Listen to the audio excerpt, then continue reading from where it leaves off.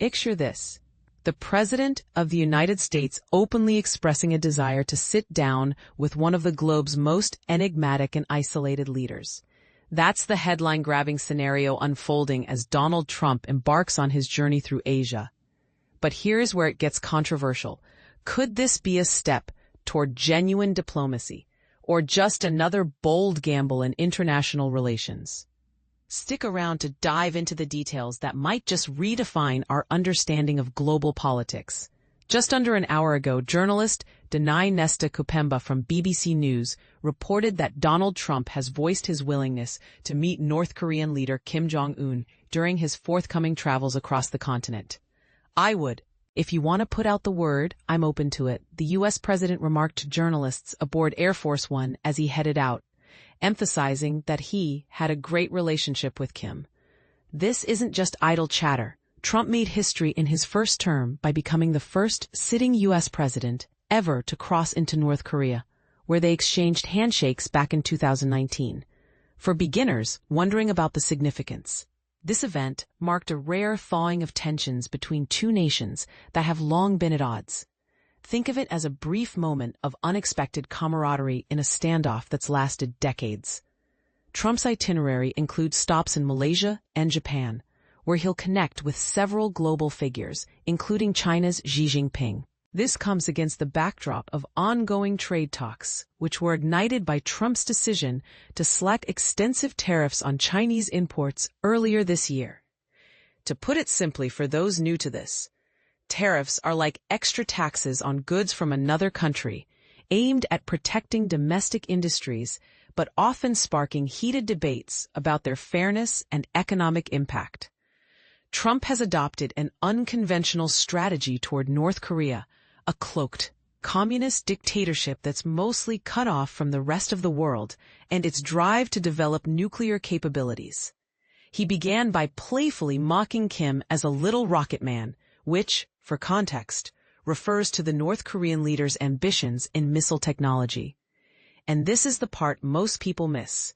Despite the initial barbs, the two leaders held 3 in-person summits during Trump's previous time in office. Yet they couldn't hammer out an agreement to eliminate North Korea's nuclear arsenal. Since then, North Korea has carried out numerous tests of long-range missiles, as reported by its neighbors, heightening regional anxieties. When pressed on whether he'd acknowledge North Korea as a nuclear power, Trump shared with reporters late Thursday, "I think they are sort of a nuclear power. They got a lot of nuclear weapons, I'll say that." This statement has raised eyebrows, as it subtly implies acceptance of North Korea's status, potentially undermining long-standing U.S. policy. For instance, imagine if the U.S. were to officially recognize this. It could shift the dynamics of global security, but at what cost to international norms? Kim Jong Un has indicated he's receptive to another rendezvous with Trump, on the condition that the U.S. drops its absurd insistence on denuclearization. "I still have a good memory of President Trump," he mentioned in a recent address, as relayed by North Korean state media.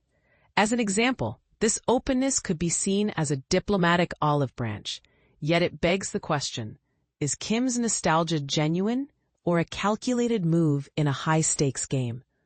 There's also a link to a related BBC piece, Friends Reunited? Trump faces a very different Kim Jong Un this time. South Korea's unification minister, Chung Dong-young, who oversees ties between the North and South, suggested there's a considerable likelihood of a Trump-Kim encounter during Trump's time in South Korea for the Asia-Pacific Economic Cooperation (APEC) Forum. For those unfamiliar, APEC is a group of economies around the Pacific Rim that meet to promote trade and cooperation.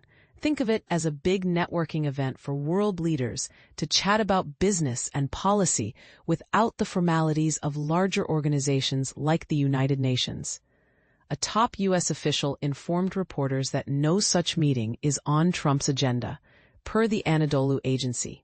However, their previous get-together at the Demilitarized Zone (DMZ), that neutral strip of land dividing the two Koreas, happened spontaneously after Trump extended an invite via social media. It's a reminder of how unpredictable these diplomatic dances can be. Trump kicks off his trip in Malaysia, where he'll participate in the Association of Southeast Asian Nations, ASEAN Summit. To clarify for newcomers, ASEAN is a collective of 10 Southeast Asian countries working together on economic and social issues, much like a regional alliance fostering unity. He's slated to arrive in the South Korean city of Busan on Wednesday in preparation for the APEC summit. There, he'll meet with South Korean President Lee Jae-myung, who touched on prospects for peace on the Korean peninsula and the idea of a Trump-Kim summit during a White House visit in August. Lee shared with the BBC that he supports an arrangement where North Korea commits to halting its nuclear weapons production. As a relevant example, a freeze like this could prevent further escalation, similar to how some countries have paused arms development in past treaties, but it doesn't address existing stockpiles, a nuance that often sparks debate. The upcoming discussion with China's Xi Jinping unfolds amid an ongoing trade dispute between the U.S. and China. The nations have paused plans for massive tariffs. Those triple-digit percentages mean sky-high taxes on imports, while chasing a broader trade deal. Yet this fragile truce is under threat because Trump announced he'd impose a 100% tariff on Chinese products in response to Beijing's restrictions on rare earth exports. For a quick explanation, rare earth minerals are crucial for producing electronics like smartphones and electric car batteries. They're not rare in abundance, but refining them is tricky, and China dominates about 90% of the world's supply. This dominance gives China significant leverage, turning the situation into a potential flashpoint for economic warfare. What do you think? Is Trump's willingness to engage with Kim a bold path to peace or a risky endorsement of a rogue regime? Could recognizing North Korea's nuclear status pave the way for stability or weaken global efforts against proliferation? Share your thoughts in the comments below. I'd love to hear agreements, disagreements, or fresh perspectives that might change how we view this evolving story.